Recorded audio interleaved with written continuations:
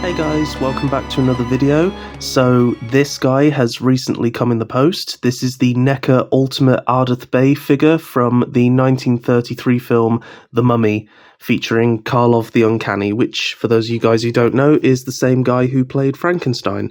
So yeah, he's quite a horror legend. So this is NECA's action figure of him, how you see him through most of the film. So this is a bit of a strange one. So for the film being titled The Mummy, you don't actually see that much of a mummy. In fact, you only see him looking like a mummy for the first 5 minutes of the film, and then the next time you see him, he looks like this, and this is how he looks predominantly throughout the film. So his name's Ardath Bey, and yeah, I don't want to give away too many spoilers because it's actually a great film. In fact, I'd say it's one of the better of the Universal Monsters films. So, you know, obviously it's quite old, but I would say don't let that deter you from watching it. Definitely go give it a watch if, you know, you're a fan of horror in general.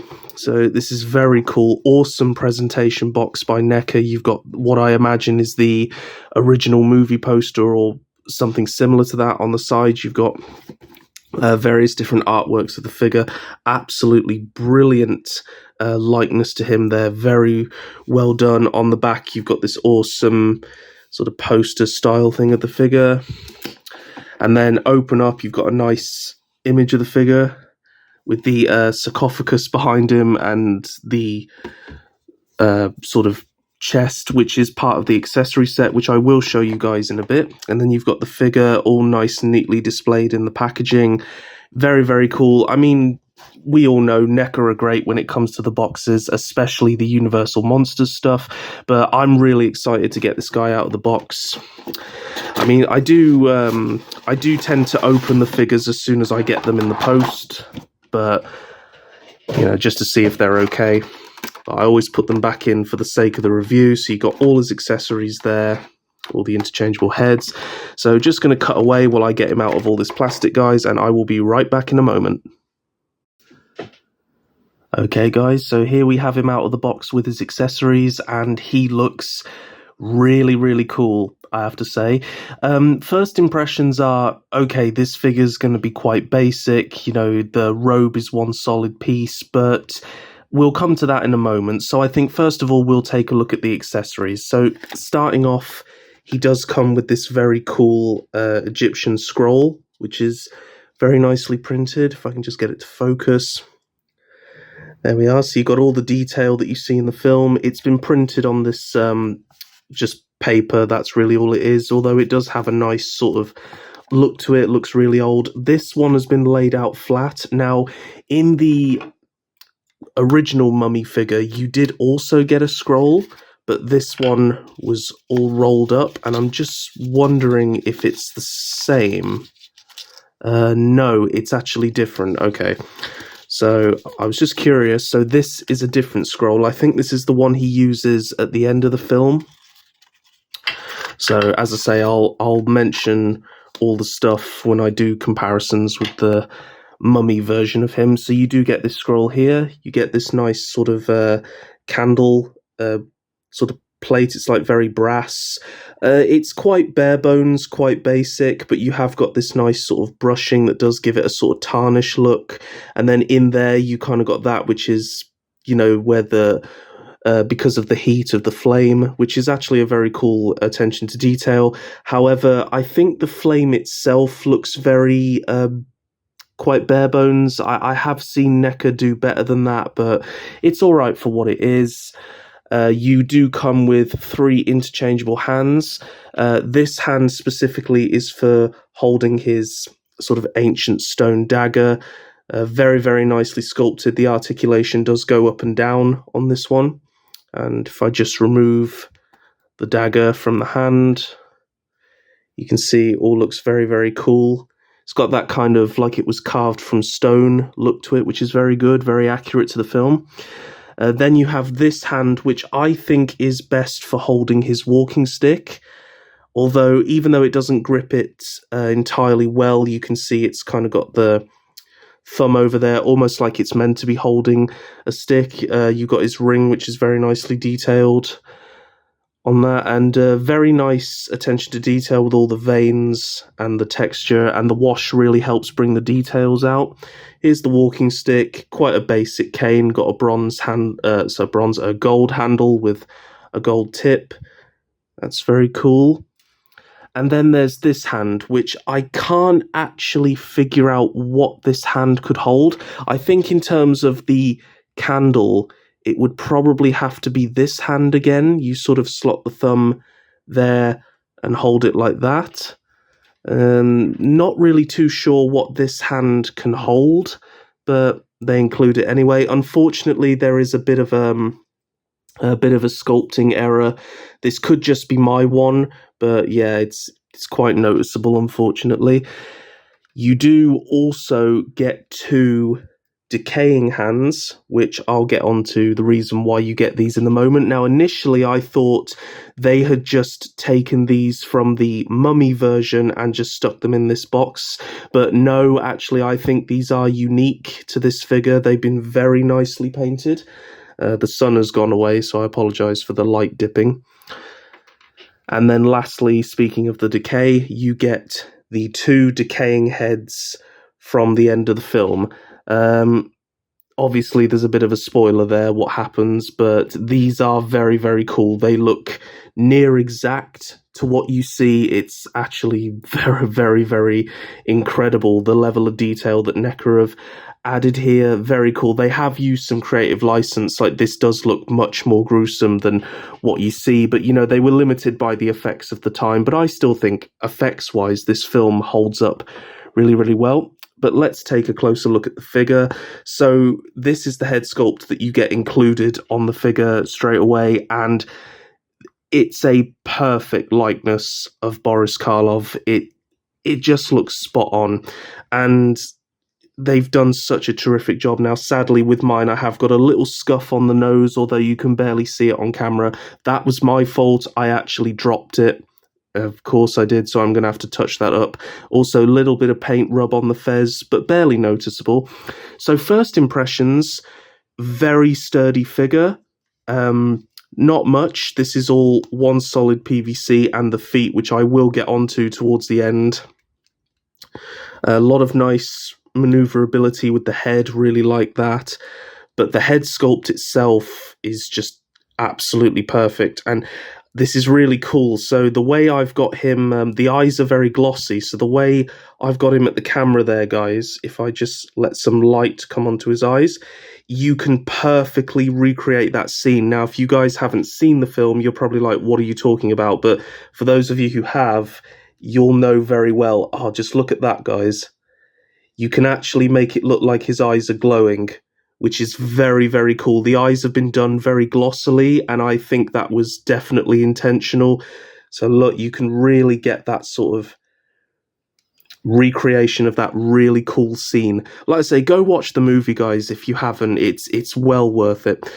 Just very, very cool. And obviously, because, well, he is a mummy back to life, he does have this slightly sort of wrinkly, stretched look on the skin, and that was true to how they applied the makeup. And NECA have recreated that in sculpt form just absolutely brilliantly. You've got some nice purple highlights. His flesh is very dark, almost as if like it's quite dried out. But then you've got these purple highlights to really accentuate those details. And yeah, unfortunately though, maybe this is just on mine, the stretching doesn't come out as well as I've seen it in some of the photos, because there isn't as much of a wash, it looks like, as was on the one that you see on the box. As I say, that could just be mine. It's probably going to vary from figure to figure. It's still good though. You can still see the stretching, but just not as much as was revealed early on. Same goes with his hands, and all the hands, just wonderful detail, great detail on the ring, the fingernails, and you've got that really sort of dried, stretchy skin. It's very cool.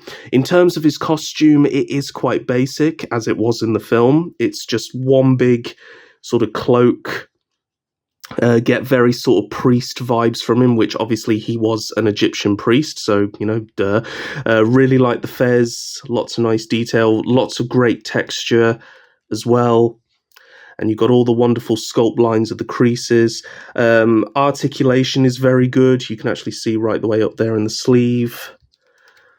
And then down here, you've got this sort of, I don't quite know what they call it, but you know, what you tie around the robe. And it's got a sort of buckle, which looks like a lion, I believe, which I never actually noticed in the film. And that's a very nice piece of detail. This piece at the front is PVC. So I wouldn't bend it because you don't want it to, you know, warp, but it does sit loose from the rest of the outfit like that. No detail underneath, just at the front. Goes all the way nicely around the back, and then he is wearing sandals, and there are his feet there, and you've got the sort of white cuffs. Now, we're going to move on to this because I thought this was absolutely hilarious. So we're going to go into the articulation. I'm going to start with the head. Now, the heads have a double peg, so you've got the ball joint that plugs into this, but then you also have maneuverability. I do like this when it comes to movement, but unfortunately I do have this issue where when you try and rotate the head, it always seems to move the collar piece, and sometimes you do have to kind of jig it back, but you do get a very good range of motion. You can look up really far, can look down really far. Obviously, you could do a full 360, but like I say, you're just going to keep moving that collar piece, and you want to make sure that's facing forward. Can tilt to the sides. So yeah, very good range of motion. Like I say, you can get that glowing eyes look, that sort of stare that he gives. So good. In terms of arms, they can do a full 360 and come out to the side because they're on a T joint. And then you do have very large joints here, which I'm very happy with. They feel very sturdy, which is good because NECA joints always feel brittle. These feel very sturdy, which is good. You have a slight rotation, although it is hindered by the sculpting of the robe. Same on the other side. There is a 360 at the hands, obviously, and a forward and backwards, and you can interchange the hands by just simply popping them out. Not going to do that here, but you do see his cuffs up there, the white sleeves. As of course he is wearing a white gown underneath, which you can see through the neck here. Very nice detail with the string there. And in the torso, you have a very good ball joint. Now, this has a lot of motion. He can't lean forward that far, but he can lean back really far, which is funny. You can also go slightly from side to side or whichever way you want. A bit unnecessary, but you know, it works. And unfortunately, I will get onto this. You will never be able to have this guy in the praying pose because this is all just one rock solid PVC piece, and it is rotocast. Now, what's funny is it does feel like there's something in there, but there's no legs in there, and it's all just been closed off, as you can see. And you've got all the legal guff there. So I'd imagine that this is all just hollow, but it does feel like there's something here. I don't know if it's a bum like you would get on a lot of NECA figures, but as you say, it's completely covered by the PVC. So when it comes to the feet, you have a full rotation. It does sort of feel like there's a ball joint in there, but because the cuffs are so small, you can't actually pivot the feet, so all you can do is rotate them. Now, the problem that I have is, because the sandals aren't completely flat, this does unfortunately create a lot of problems when trying to stand the figure. As you can see, I've had several instances where he's fallen over. What I usually find works is if you point them out a little bit, he stands better. But my big question is, did there really need to be articulation at all with this guy? Because what poses are you going to put him in other than standing up? If it was me, I personally would have just made this all solid. I think having joints on the feet has really just created a lot of problems where, you know, he doesn't stand the way you hope he would. So at least there's peg holes, so obviously I can get him a stand, but just a bit of a weird choice there. I don't really see the point in giving him, you know, movable feet in any way when he can't really move because, like I say, there's no legs. I mean, what other pose are you going to put him in? Which, as I said earlier, is a bit of a shame because when he has this scroll, and certainly when he has the dagger and even the candle, he is down on his knees and he's doing the sort of worshipping thing. So it does make me think, imagine if all of this was cloth and you still had all the articulation underneath. Now, I understand, they might be doing a retro cloth version of him, would make a lot of sense, or maybe that just would have been too costly. But, I just feel like it would have been very cool, and I actually would have considered displaying him like that. So it's a shame that you can only really get him in this sort of standing up pose, which is why when I display him, I'll definitely be giving him his cane. Another thing I would have liked is a pointing finger, because he definitely did that a lot in the film. Like he was quite slow and quite stiff in his movements, and he would just point at things. Bit of a missed opportunity there, but it's unfortunately, we just don't have that with this figure. So in terms of removing the head, this is a first, so I hope this goes well. It should, just pop off nice and easily. So you guys can see there's a articulated ball joint in there. Then you just take whichever head you want and pop that on. I always find this is a lot more trickier than you would like it to be, but it does just sit on there. So obviously, spoiler alert, at the end of the film, he does slowly decay over time. So if you wanted to put either one of these heads on him, then obviously you're going to want to swap his hands out for the mummy hands. They come out nice and easily.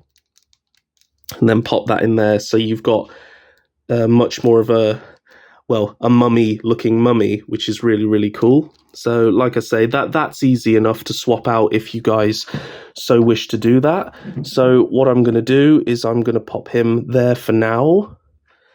And then I will bring in the first release of the mummy, which is how you see him at the start of the film. He's in his sarcophagus, and I've just realised I forgot to bring the lid up with me. But yeah, you get this whole sarcophagus, you get the mummy inside, and you do get this little chest here, which is really so you can put this accessory in there with the scroll.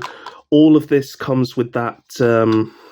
This box comes with him, and these two things come in the accessory set. So overall, to get all these is quite pricey, but it does make for a very awesome display, especially if you're a fan of this film.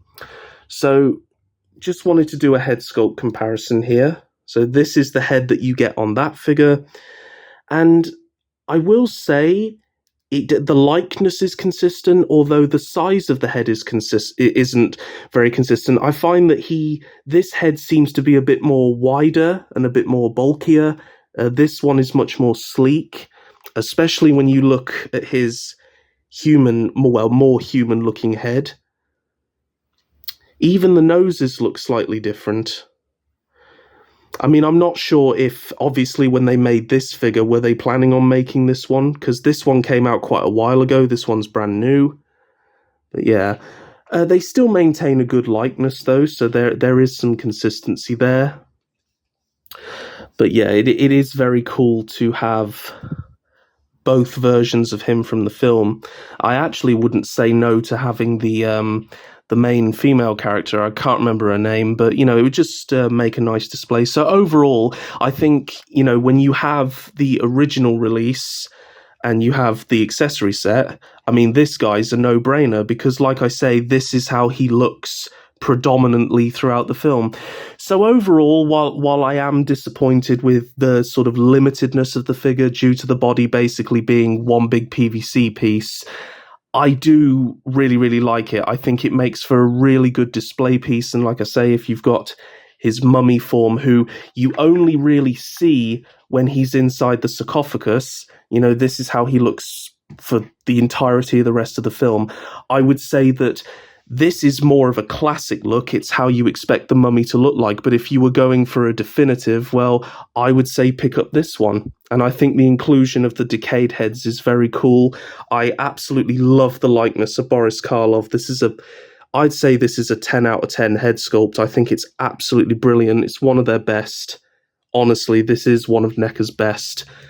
It's very good. I am a bit disappointed, like I say, by a few of the accessories. I would have liked a pointing hand, but that's just a minor gripe, to be honest.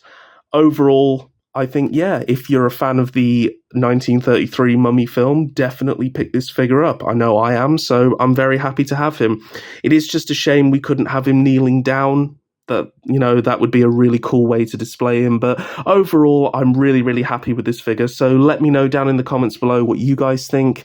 Very curious to know, will you be picking this guy up, adding him to your collection? And stay tuned to the channel, guys, for more NECA and other toy reviews. Stay safe and happy wherever you guys are in the world, and I'll catch you all in the next one. Bye-bye, guys.